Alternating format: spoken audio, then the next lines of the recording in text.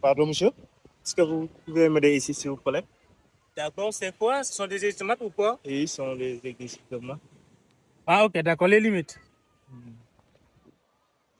Ok, d'accord. Maintenant, ici, par exemple, prenons cette première limite.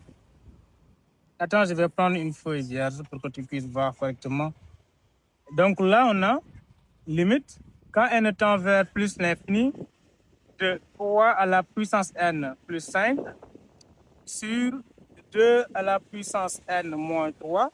Donc pour ces genres de limites, il faut factoriser parce que si tu remplaces directement ici, tu auras ici plus l'infini, plus 5, ça fait plus l'infini. Et là aussi en bas, tu auras plus l'infini moins 3, ça fait plus l'infini. Et on sait bien que infini sur infini, c'est fi, c'est forme indéterminée. Parce que ici, pour rappel du coup, si tu as limite, quand n tend vers plus l'infini de q à la puissance n, donc ça donne toujours plus l'infini si le q est plus grand que 1. Parce que si le q est plus petit que 1, c'est-à-dire compris entre moins 1 et 1, donc la limite là, quand n tend vers plus l'infini de q à la puissance n, ça donne 0. Et ici, si nous regardons bien le cas, on a n ici qui est égal à 3 et 2 qui est égal à là, 2 est plus grand que 1, 3 est plus grand que 1. Donc forcément, ça donne plus l'infini, et c'est forme indéterminée. Maintenant, on doit lever, donc on dit levons l'indétermination. Donc on doit lever l'indétermination. Voilà, et dans ce cas, qu'est-ce qu'on va faire? Il faut factoriser. C'est la méthode la plus pratique. Donc on a limite, quand n tend vers plus l'infini, de 3 à la puissance n facteur 2. Donc là, c'est 1 plus 5 sur 3 à la puissance n, ensuite sur 2 à la puissance n facteur 2, 1 moins 3 sur 2 à la puissance n. Et donc là, si on continue, ça nous donne limite, quand n tend vers plus l'infini, là, j'ai a à la puissance n sur b à la puissance n. Donc, je peux l'écrire sous cette forme-là. 2 tiers, c'est-à-dire a sur b, le tout à la puissance n, maintenant multiplié par, entre parenthèses, 1 plus 5 sur 3 à la puissance n, sur 1 moins 3 sur 2 à la puissance n. Et donc ici, tu vas voir la limite quand n tend vers plus l'infini de 3 demi à la puissance n. Tu vois bien que 3 demi est plus grand que 1, parce que c'est 1,5. Et si on revient là, donc ça donne égal à plus l'infini.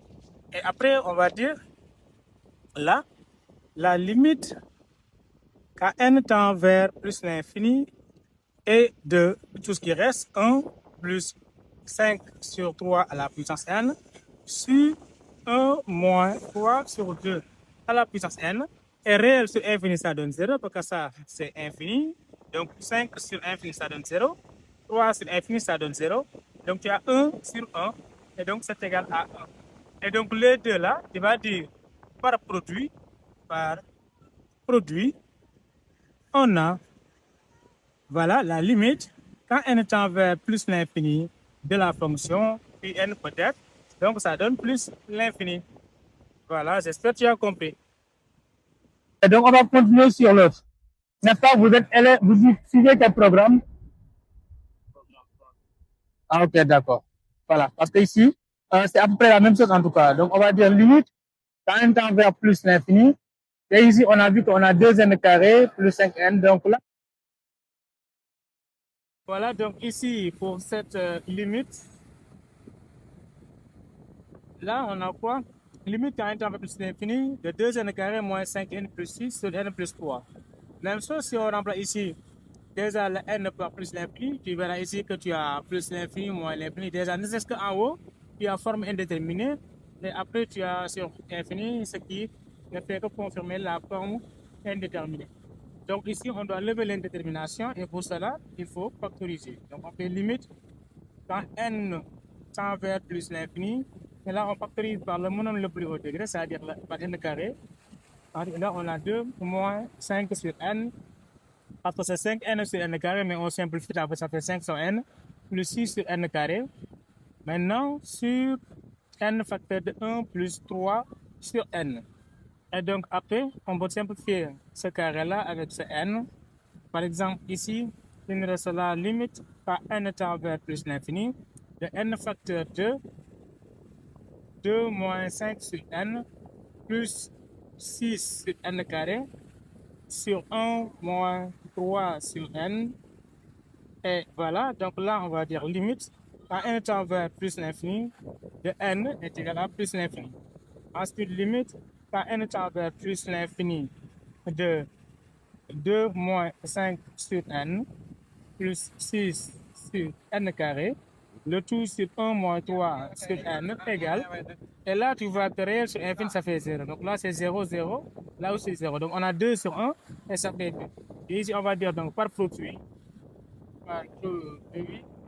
on a limite quand n tend vers plus l'infini de la suite qu'on appelle peut-être Bn, et c'est égal à plus l'infini fois 2, et ça reste donc plus l'infini.